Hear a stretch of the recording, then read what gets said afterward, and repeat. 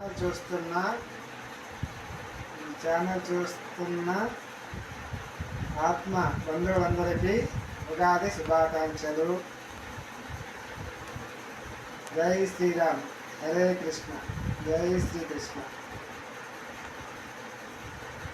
ఈరోజు నుంచి శ్రీరామనవమి వరకు ప్రతిరోజు 9 రోజులు భగవంతుని రామాయణం కానీ భగవద్గీత కానీ చదువుకుంటే మంచిదని అందరూ చదవాలని కోరుకుంటున్నాను. మన దగ్గర రామాయణం బుక్ లేదు కాబట్టి భగవద్గీతలో ముఖ్యమైన శ్లోకం చదవాలనుకుంటున్నాను.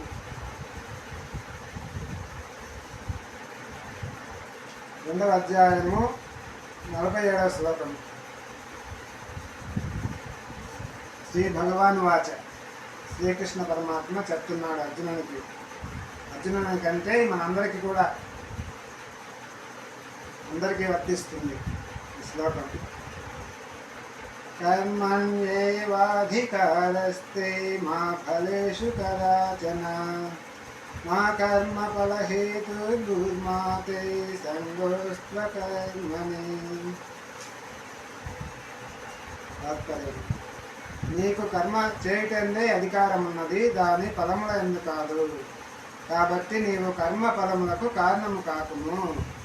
కర్మ చేయకుండుట ఎందు కూడా ఆసక్తుడవు కాబోతుము అంటున్నాడు. అంటే కర్మ మనం చేసే పని చేస్తూ ఉండాలి. ఎవరు ఏ పని చేస్తే దాన్ని సక్రమంగా చేయటమే మన పని.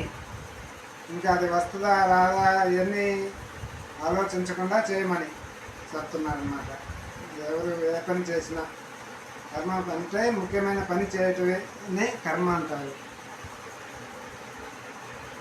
48వ శ్లోకం.